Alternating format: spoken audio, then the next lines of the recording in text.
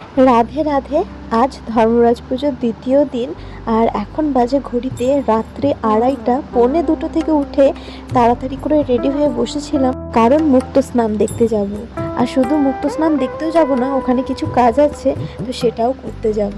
জীবনে প্রথমবার আমি মুক্ত স্নান দেখতে যাচ্ছি। ছোট থেকে এত বড় হয়েছি, এখনো পর্যন্ত মুক্ত স্নান দেখতে যাইনি। তো যথারীতি আমরা পুকুরে ঘাটে চলে এসেছি, আর এখানে ধর্মরাজকে স্নান করানো হবে। আর এরপরে আমাদের যে কাজ, যেটা আমাদের বাপি শুরু করে দিয়ে গেছে, সেটা হচ্ছে ভক্তদেরকে আমরা এখানে ফ্রুটি বা কোনো ফলের জুস খাওয়াই। অনেকগুলো ফ্রুটির বোতল ভাই আর ভেলকু আগে থেকে গাড়ি করে নিয়ে চলে এসেছিল, তারপর আমরাও কিন্তু চলে এসেছিলাম হাঁটতে হাঁটতে। এখন এখানে এসে দেখো মনেই হবে না যে এতটা রাত। যাই হোক, আমাদের কাজ হয়ে যাওয়ার পরে এখন হচ্ছে দুপুরবেলা।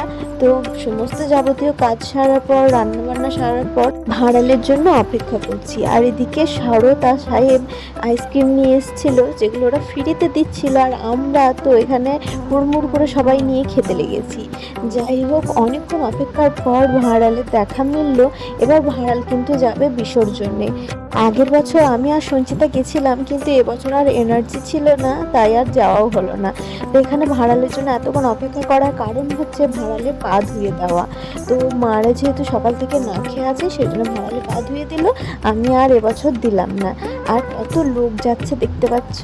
এত এত গরম পড়া সত্ত্বেও কিন্তু লোকজন এই পুজোতে আনন্দর কোনো খামতি রাখে না, সবাই কিন্তু খুব আনন্দ করে।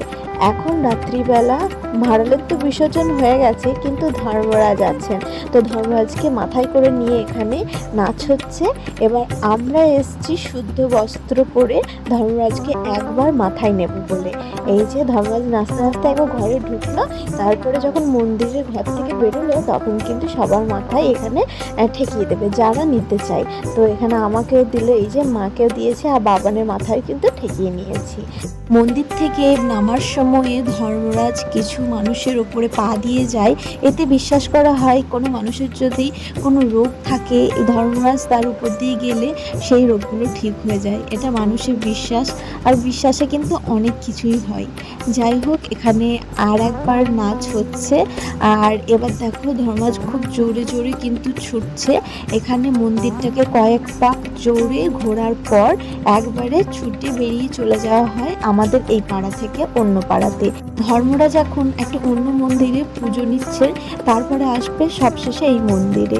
তো আমরাও একদম এই মন্দিরে এসে একটু দর্শন করে বাড়ির পথে রওনা দিচ্ছি। আজকে মাত্র ভিডিওটা এখানেই শেষ করছি। সবাই ভালো থেকো, সুস্থ থেকো। রাধে রাধে।